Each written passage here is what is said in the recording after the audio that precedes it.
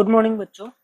आज हम फिर से हाजिर हैं एक नई वीडियो के साथ, जिसमें हम आज कवर करेंगे एक नया टॉपिक, मुहावरे एवं लोकोक्तियाँ। तो पिछली वीडियो में हमने अलंकार पढ़ा था। अलंकार काफ़ी लंबा टॉपिक था, वीडियो भी काफ़ी लंबा था और टॉपिक भी काफ़ी इम्पोर्टेंट था। और ये पहली बार इंक्लूड किया गया सिलेबस में, इसलिए उसे ध्यान से समझना और पढ़ना इसलिए ज़रूरी था क्योंकि उससे किस तरह के क्वेश्चन पूछे जाएंगे अभी तक हमें कोई आइडिया नहीं है, क्योंकि वो इसी बार सिलेबस में इंक्लूड हुआ है। तो हमने उसे ठीक से समझ लिया काफ़ी समय बाद, इसलिए मैं दूसरी वीडियो अपलोड कर रहा हूँ ताकि उसे समझने का समय मिले। मैंने कहा था कि कोई भी दिक्कत हो तो मुझसे क्वेश्चन कीजिए। अभी तक मेरे पास कोई ऐसा क्वेश्चन आया नहीं है, तो मैं ऐसा आशा करता हूँ कि आपको सब कुछ समझ में आया हो। अगर अभी तक किसी को कुछ भी समझ में नहीं आया हो तो उस वीडियो पर जाकर एक बार उसे फिर से देखें और नीचे कमेंट करें। मैं आपके हर एक सवाल का जवाब दूंगा, चाहे वो क्वेश्चन कितना भी छोटा या बड़ा क्यों ना हो। तो आप निश्चिंत होकर बिना कुछ सोच के समझे आप आराम से क्वेश्चन कीजिए। आपको जो भी कुछ समझ में नहीं आया हुआ होगा उसको मैं एक्सप्लेन वहाँ कर दूंगा। तो आज हम पढ़ेंगे मुहावरे एवं लोकोक्तियाँ। आप टाइटल पर ना जाएं, क्योंकि हमारे सिलेबस में केवल मुहावरे है, लोकोक्तियाँ नहीं लिखा गया है। लेकिन हम जब मुहावरे पढ़ते हैं तो लोकोक्तियों को थोड़ा बहुत जान लेना चाहिए, क्योंकि आप आगे इन फ्यूचर कहीं भी आप जब पढ़ेंगे तो मुहावरे और लोकोक्तियाँ दोनों एक साथ ही आते हैं। तो मैं बस यहाँ लोकोक्तियाँ किसे कहते हैं इसी को कवर करूंगा। हमारा मेन फोकस मुहावरे पर ही रहेगा। तो मुहावरे और लोकोक्तियाँ हम पहली बार नहीं पढ़ रहे हैं, हम पहले भी पढ़ चुके हैं और उसी को अब हम पढ़ेंगे। अब हमारा थोड़ा नंबर ज़्यादा है, इसलिए हमें इसे ज़्यादा से ज़्यादा कवर करना पड़ेगा। इससे हम सभी जानते हैं कि सिलेबस के हिसाब से इससे 4 मार्क के क्वेश्चन पूछे जाएंगे। तो 4 मार्क बहुत इंपॉर्टेंट है, बहुत इंपॉर्टेंस रखता है हमारे लाइफ में और हमारे सिलेबस के लिए भी। तो हमें जब मुहावरे और लोकोक्तियाँ पढ़ना होगा, हम जब मुहावरे और लोकोक्तियाँ पढ़ेंगे तो हम इसे बहुत ध्यान से पढ़ेंगे, क्योंकि यहाँ से 4 मार्क के क्वेश्चन पूछे जाएंगे। तो सबसे पहले हम जानेंगे कि मुहावरे एवं लोकोक्तियाँ क्या होती है। तो इसमें सबसे पहले आता है मुहावरे। तो मुहावरे क्या होता है? मुहावरे एक वाक्यांश होता है। आप ध्यान रखिएगा, मुहावरा क्या होता है? वाक्यांश होता है। जिस तरह से हमने पहले के टॉपिक्स में शब्दांश पढ़ा था, उसी तरह वाक्यांश होता है। वाक्यांश क्या होता है? तो वाक्यांश वाक्य का अंश होता है, यानी ये पूरा एक सेंटेंस नहीं है, एक पूरा वाक्य नहीं है, ये जस्ट वाक्य का एक पार्ट है, पार्ट ऑफ अ सेंटेंस है। तो मुहावरे एक वाक्यांश होता है। जब कोई वाक्यांश अपने मूल अर्थ से हटकर कोई विशेष अर्थ देता है, तब वह वाक्यांश मुहावरा कहलाता है। मुहावरा भाषा को सुंदर बनाता है। मुहावरे का प्रयोग वाक्य के बीच में होता है। तो हमने डेफिनेशन में पढ़ा कि मुहावरा क्या है, तो एक वाक्यांश है। तो इतना समझ गए। उसके बाद क्या कहा गया? जब कोई वाक्यांश अपने मूल अर्थ से हटकर, तो जब कोई वाक्यांश, जब भी कहीं पर कोई भी एक वाक्यांश होगा और वो अपना जो लिखा हुआ है वो अर्थ नहीं देगा, बल्कि कोई और ही अर्थ निकलेगा, तो ऐसा कोई विशेष अर्थ देने लगेगा, तो वह वाक्यांश ही मुहावरा कहलाता है। फिर क्या लिखा गया? मुहावरा भाषा को सुंदर बनाता है। मुहावरे को हम क्यों प्रयोग करते हैं, मुहावरे का यूज क्यों करते हैं हम अपने लिए? क्योंकि इसका प्रयोग करने से भाषा थोड़ा अच्छी हो जाती है, भाषा थोड़ी अच्छी हो जाती है। हम कई बार लोगों को कहते हुए सुनते हैं, स्पीचेस सुनते हैं बहुत लोग भाषण देते हैं, हमें सुनते हैं, तो कुछ लोगों के भाषण हमें बहुत सुंदर लगता है, बहुत इंटरेस्टिंग लगता है, हमें सुनने का मन करता है। और कुछ लोगों का भाषण बोरिंग होता है। तो वो जो भाषा है, जिसकी भाषा जितनी सुंदर होगी, जितनी अच्छी होगी, उतना ज्यादा सुनने का मन करेगा। तो ये मुहावरा वही काम करता है, उसी भाषा को सुंदर बनाता है। मुहावरे का प्रयोग वाक्य के बीच में होता है। तो आप ये ध्यान रखिएगा कि मुहावरा, मैंने पहले ही कहा कि मुहावरा एक वाक्यांश है, यानी वो वाक्य नहीं है। तो वाक्य नहीं है तो वो किसी भी वाक्य में जब उसका प्रयोग होगा तो वो वाक्य के बीच में होगा या अंत में भी हो सकता है, इससे कोई फिक्स नहीं है। लेकिन वो इतना याद रखिएगा कि वो एक वाक्य नहीं है, वो वाक्यांश है। तो ये है। हम नीचे एक एग्जाम्पल है, उदाहरण है, देखते हैं क्या लिखा गया है। अंग अंग ढीला होना, ये मुहावरा है और इसका अर्थ है बहुत थक जाना। जिससे वाक्य बनेगा तो क्या बनेगा? मैं अब और नहीं खेल सकता, मेरा अंग अंग ढीला हो गया। यानी इस वाक्य का अर्थ क्या हो गया? मैं अब और नहीं खेल सकता क्योंकि मैं बहुत थक गया, ये अर्थ है। तो आप ये पूरा जो मुहावरे का मैंने जो डेफिनेशन बताया और जो एग्जाम्पल बताया, इसमें आपको कुछ चीजें ध्यान रखनी जरूरी है।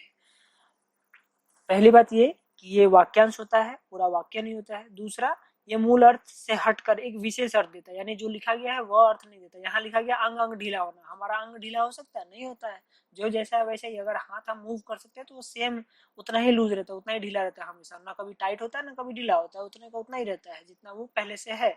तो ये जो लिखा गया है वो अर्थ नहीं देता, बल्कि एक दूसरा अर्थ देता है, लेकिन वो अर्थ विशेष होता है, उसमें बार बार अर्थ नहीं बदलते, उसके अर्थ वही रहेंगे लेकिन वो अर्थ एक अलग होगा। तो यहाँ क्या है, इसका अर्थ अंग अंग ढीला होना का अर्थ है बहुत थक जाना, ये एक विशेष अर्थ हुआ। और इसका जब हमने वाक्य में प्रयोग कर लिया तो ये वाक्य के बीच में आ गया या अंत में आ गया, इससे कोई दिक्कत नहीं है किसी को। अब मैं एक बात बताता हूँ, ये जो मुहावरे है, तो मुहावरे में जो मूल मुहावरा होता है, जैसे ये लिखा गया अंग अंग ढीला होना, तो आपको हमेशा याद रखिएगा कि ये जब भी वाक्य में प्रयोग होगा तो इसका रूप बदल जाता है। जैसे हमने क्या किया, अंग अंग ढीला होना यहाँ मूल मुहावरा था, लेकिन जब हमने इसको वाक्य में प्रयोग किया तो क्या लिख दिया, अंग अंग ढीला हो गया। तो ढीला के बाद होना था एंडिंग में, लेकिन हमने क्या लिखा, हो गया लिखा। तो ये चेंज होता है इसमें, आप ये हमेशा याद रखिएगा कि एंड का कुछ रूप हो सकता है, चेंज होता है, मुहावरा में ये पॉसिबल है। हो गया? क्यों बता रहा हूँ, क्योंकि आगे आप समझ जाएंगे कि मैं ये बात क्यों बता रहा हूँ आपको। लेकिन आप बस इतना याद रखिए कि मुहावरे का जब भी प्रयोग होगा तो वो वाक्य में जब भी प्रयोग होगा तो उसके लास्ट का जो पार्ट है, लास्ट का जो वर्ड होगा, उसमें थोड़ा बहुत चेंज हो सकता है। जैसे अंग अंग ढीला होना का यहाँ पे हो गया अंग अंग ढीला हो गया, उसी तरह आप वाक्य के हिसाब से, सेंटेंस के हिसाब से उसमें थोड़ा चेंज कर सकते हैं।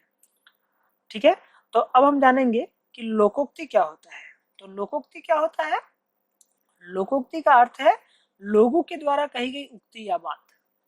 इसमें क्या होता है, लोकोक्ति है। लोकोक्ति खुद ही दो शब्द से बना है, लोक जोड़ उक्ति, तो यानी लोक द्वारा कही गई उक्ति। यानी लोक कौन होता है, समाज होता है।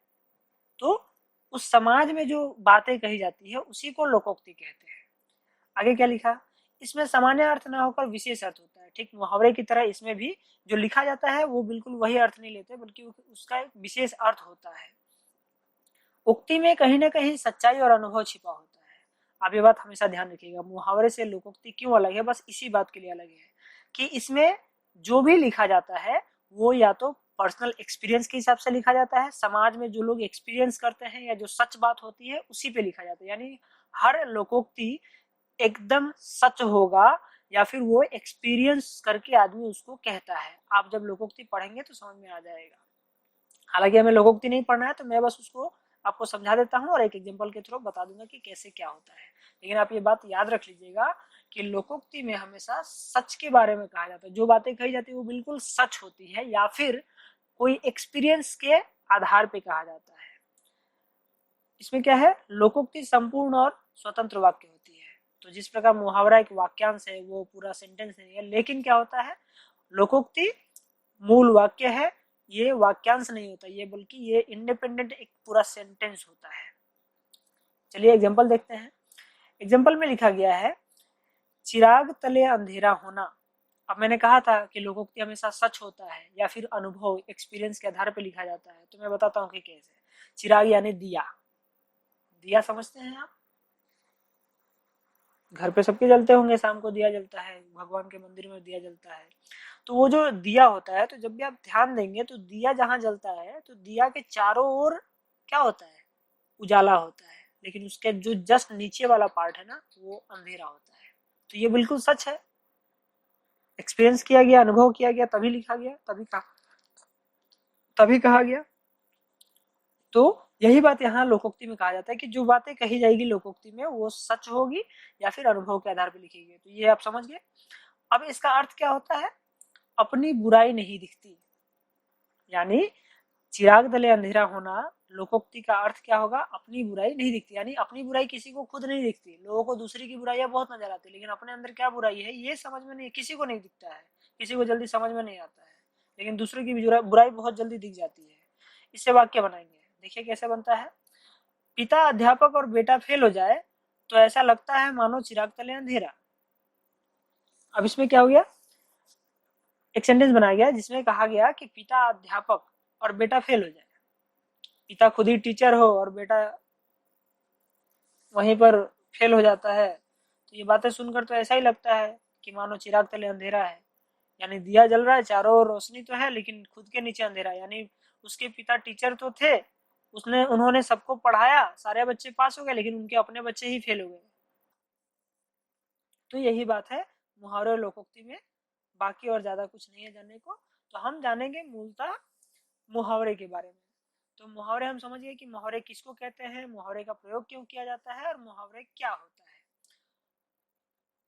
तो अब हम चलेंगे एग्जाम्पल की ओर।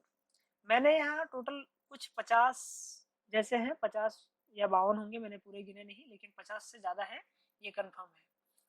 तो अभी हम सारे एग्जाम्पल्स को तो कवर नहीं कर सकते, इसलिए हम कुछ एग्जाम्पल्स यहाँ पर पढ़ेंगे, और मैंने इसमें से केवल 2 एग्जाम्पल्स को लेकर, 2 मुहावरे को लेकर मैंने वाक्य बनाया है। सारे पे अगर मैं बनाऊंगा तो वीडियो बहुत लंबी होगी, फिर सारे पे बना पाना भी संभव नहीं है, फिर सबको पढ़ के सुनाना और समझाना कोई जरूरी नहीं समझता मैं, क्योंकि आप भी वही चीज पढ़ेंगे, और मैं अगर 2 समझा के छोड़ देता हूँ तो आगे आप इन सारे मुहावरों का प्रयोग करके खुद से जब वाक्य बनाएंगे तो आप ज्यादा अच्छी तरह से समझ पाएंगे, ज्यादा कनेक्ट कर पाएंगे।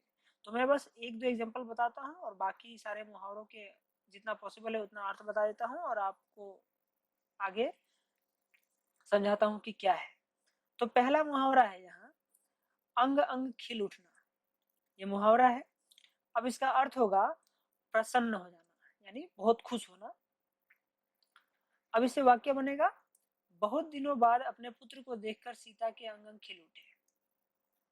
ठीक है, बहुत दिनों बाद अपने पुत्र को देखकर सीता के अंग अंग खिल उठे, यानी अपने बच्चे को देखकर सीता, बहुत दिनों बाद अपने बच्चे को देखकर सीता खुश हो गई, बहुत खुश हो गई। एक और एग्जांपल है। अच्छा, अब जब आप इस पूरे चीज को देखते हैं तो आप एक बात जरूर ध्यान दें कि जब भी सेंटेंस बन रहा है तो सेंटेंस में हमेशा मुहावरे का प्रयोग हो रहा है, ना कि उसके अर्थ का प्रयोग हो रहा है। आप ध्यान दीजिए, यहाँ मूल मुहावरा था अंग अंग खिल उठना, और सेंटेंस में प्रयोग हुआ अंग अंग खिल उठे। तो आप हमेशा ध्यान रखिए, कई लोग ऐसी गलतियां करते हैं, कई बार बच्चों को देखा जाता है कि ऐसी गलती करते हैं कि वो क्या लिखेंगे, बहुत दिनों बाद अपने पुत्र को देखकर सीता प्रसन्न हो गई, ऐसा लिख देते हैं, लेकिन ये गलत है। आपको अर्थ का प्रयोग नहीं करना है, बल्कि आपको सेंटेंस में मुहावरे का प्रयोग करना है। यानी आप जब लिखेंगे तो सेंटेंस पे ये जितने ब्लू कलर से लिखेगा ना, ये मुहावरा, इसको प्रयोग करना है, अर्थ का प्रयोग नहीं करना है। ठीक है, तो आप जब भी सेंटेंस बनाएंगे तो इसमें मुहावरे का प्रयोग करेंगे। यानी जैसे यहाँ कहा गया अंग अंग खिल उठे, उसी तरह दूसरे सेंटेंस में यहाँ अंग छूकर, तो ये चीजें मुहावरे का प्रयोग करना है, इस पर ध्यान देना है। कई लोग ऐसी गलती करते हैं, तो आपको इस पर विशेष ध्यान देना है। ठीक है, तो आपको हमेशा याद रखना है कि मुहावरे हो चाहे लोकोक्ति हो, जो मुहावरा है उसी का प्रयोग वाक्य में करना है, उसके अर्थ का प्रयोग वाक्य में नहीं करना है। ठीक है, तो यहाँ पे दूसरा एक एग्जाम्पल है, अंग छूना। अंग छूना जिसका अर्थ होगा कसम खाना। समझ रहे हैं? इसका एग्जाम्पल क्या बनेगा, इसका वाक्य क्या बनेगा, मैं अंग छूकर कहता हूं कि मैंने चोरी नहीं की। तो यहाँ मैंने पहले ही कह रखा था कि मुहावरे में थोड़ा बहुत जरूरत के अनुसार जब सेंटेंस बनाएंगे तो उसमें थोड़ा बहुत चेंज करेंगे। तो यहाँ पे मूल मुहावरा था अंग छूना, लेकिन यहाँ पे हमने क्या कर दिया, अंग छूकर, क्योंकि सेंटेंस में ऐसा जरूरी था करना। तो यहाँ पर वाक्य बनाया गया, मैं अंग छूकर कहता हूँ कि मैंने चोरी नहीं की। तो मैं यानी मैं कसम खाकर कहता हूँ कि मैंने चोरी नहीं की, ये इसका अर्थ है। तो ये 2 एग्जाम्पल है, आगे मैंने सबका सेंटेंस नहीं बनाया है, कारण आप जानते हैं। तो मैं इसमें एक बात कह दूं आपको कि जब भी आप सेंटेंस बनाए, चाहे मुहावरे का प्रयोग करके बनाए या कहीं भी किसी भी क्लास में बनाए, कहीं भी किसी भी जगह पर बनाए, किसी भी उद्देश्य से बनाए, आप हमेशा सेंटेंस में याद रखिएगा कि कारण और रिजल्ट, रीजन और रिजल्ट, ये 2 चीजें हो सेंटेंस में। जैसे आप देखिए इस सेंटेंस को, दूसरे वाले सेंटेंस को देखेंगे तो इसमें क्या कहा गया है, मैं अंग छूकर कहता हूँ कि मैंने चोरी नहीं की, यानी मैं कसम खाकर कहता हूँ कि मैंने चोरी नहीं की। तो कारण और रिजल्ट दोनों दिखता है ना, रीजन और रिजल्ट दिखता है। उसने कसम क्यों खाई, ताकि वो बता सके उसने चोरी नहीं की। ठीक है, अब आप सीधा कहेंगे कि मैं अंग छूता हूँ, तो इसका कोई अर्थ नहीं है। मैं कसम खाता हूँ, लेकिन कसम खाते हो क्यों खाते हो भाई, ये तो बताना पड़ेगा ना। तो मैं अंग छूता हूँ, ये अर्थ नहीं होता, तो ये सेंटेंस भी गलत हो जाता है। ठीक है ना, तो आप कोशिश कीजिए कि हमेशा ये ध्यान रखिए कि रीजन और रिजल्ट ऐसा ध्यान में रखकर एक सेंटेंस बनाए जिसमें कारण भी हो और परिणाम भी हो। ये दोनों होगा तो पूरा सेंटेंस सही ही होगा, इसमें कोई गलती नहीं होगी। उसी तरह पहले वाले वाक्य को भी देखेंगे तो इसमें भी है, बहुत दिनों बाद अपने पुत्र को देखकर सीता के अंग अंग खिल उठे। तो क्या हुआ, सीता के अंग अंग खिल उठे, क्यों? क्योंकि बहुत दिनों बाद अपने पुत्र को देखी है, अपने बच्चे को देखी है, अपने बेटे को देखी है। तो आप समझ रहे हैं बात को कि कारण भी है और परिणाम भी है, यानी रीजन भी है और रिजल्ट भी है। रीजन क्या है, तो बहुत दिनों बाद अपने बच्चे को देखना, और रिजल्ट क्या हुआ, तो वो बहुत खुश हो गई। तो इस तरह से आपको सेंटेंस बनाना है हमेशा, ये बिल्कुल सही रहता है। ऐसे अगर आप सेंटेंस बनाते हैं तो सेंटेंस कभी गलत नहीं होता है। ठीक है, तो आगे मैंने यहाँ पे बहुत सारे एग्जांपल्स दे रखे हैं, जैसे अंग अंग टूटना, इसका अर्थ होगा सारे बदन में दर्द होना। उसी तरह है, अगला है अंग अंग ढीला होना, बहुत थक जाना। अगला है अंग अंग मुस्काना, बहुत प्रसन्न होना। अंग अंग फूले न समाना, बहुत खुश होना। अंगारा उगलना, गली कटी सुनाना, यानी बहुत भला बुरा कह देना किसी को। अंगारों पर पैर रखना, जोखिम मोल लेना, यानी मुसीबत मोल लेना कहते हैं ना, रिस्क लेना जिसको लाइफ में कहते हैं। अंगूठा दिखाना, साफ मना करना, यानी कई बार होता है ना, आप कुछ किसी से मांगने जाते हैं और वो साफ मना कर देता है। अंगूर खट्टे होना, प्राप्त न होने पर उस वस्तु को बेकार बताना। सब जानते हैं, बहुत पहले से फेमस है ये कहानी, लोमड़ी वाली, फॉक्स वाली। जब अंगूर नहीं मिलते, यानी जब किसी को कुछ नहीं मिलता तो उस सामान को ही खराब कहते हैं, नहीं नहीं वो चीज़ खराब है, छोड़ो, नहीं मिली अच्छा ही हुआ, ऐसा कह देते हैं, वही है। कलई खुलना, भेद खुल जाना, जो कोई सीक्रेसी होती है वो जब खुल जाती है तो उसी को कहते हैं कि कलई खुलना। उल्लू बनाना, ठगना, सबको पता है। अंधे की लाठी या लकड़ी जो भी आए, उसका अर्थ होता है एकमात्र सहारा।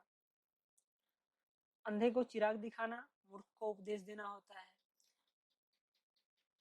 अंधाधुन, बिना सोचे विचारे। अंधेर नगरी, वह स्थान जहाँ कोई नियम व्यवस्था ना हो। अंधेर नगरी होता है ना, जहाँ पे कोई रूल्स एंड रेगुलेशन नहीं है, जो मर्जी जैसे मर्जी सब कोई कर सकता है।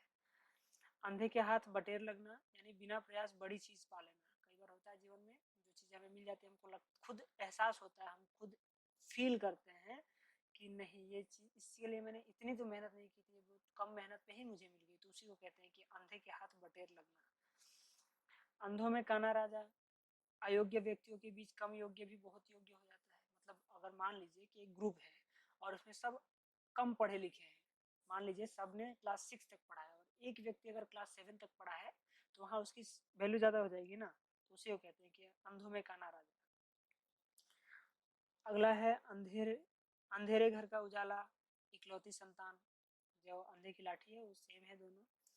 अंधेरे में रखना, यानी भेद छिपाना, अंधेरे में रखना यानी असलियत छुपा के रखना, किसी को बताना नहीं। अकड़ना यानी घमंड करना। अक्ल का दुश्मन मूर्ख व्यक्ति होता है। अक्ल चुराना,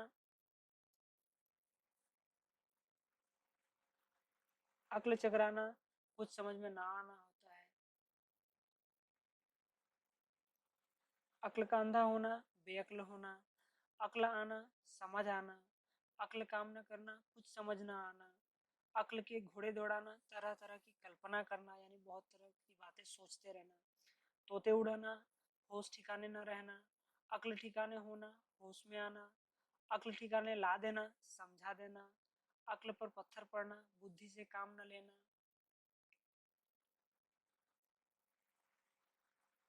अक्ल चरने जाना, बुद्धि का ना होना।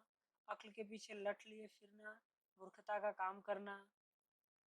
अपना उल्लू सीधा करना, स्वार्थ सिद्ध करना, यानी केवल अपने फायदे के लिए काम करना। अपना सा मुंह लेकर रहना, लज्जित होना। अपने मुंह मियाँ मिट्ठू बनना, अपनी बड़ाई आप करना, यानी खुद ही अपनी बड़ाई करते रहो। अपने पाँव पर कुल्हाड़ी मारना, जानबूझकर अपना नुकसान करना। अपना राग अलापना, अपनी ही बातें करते रहना। अगर मगर करना, बहाना करना, यानी बहाना बनाना। अपने पैरों पर खड़ा होना, स्वावलंबी होना, यानी सेल्फ डिपेंडेंट होना। अक्षर से भेंट न होना, यानी अनपढ़ होना।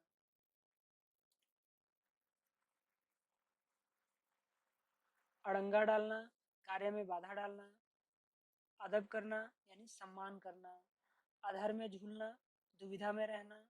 अनसुनी करना, जानबूझकर उपेक्षा करना। उपेक्षा यानी तिरस्कार होता है ना, उसी को कहते हैं। अपनी नींद सोना, इच्छानुसार कार्य करना, अपना हाथ जगन्नाथ, स्वाधिकार होना, यानी सब कुछ अपने पास ही है, जो है खुद करना है, वो पूरा जो अधिकार है वो खुद के पास है, दूसरे से परमिशन लेने की जरूरत नहीं है। आंख का तारा, बहुत प्यारा होना या अति प्रिय, दोनों में से कोई भी एक अर्थ हो जाएगा।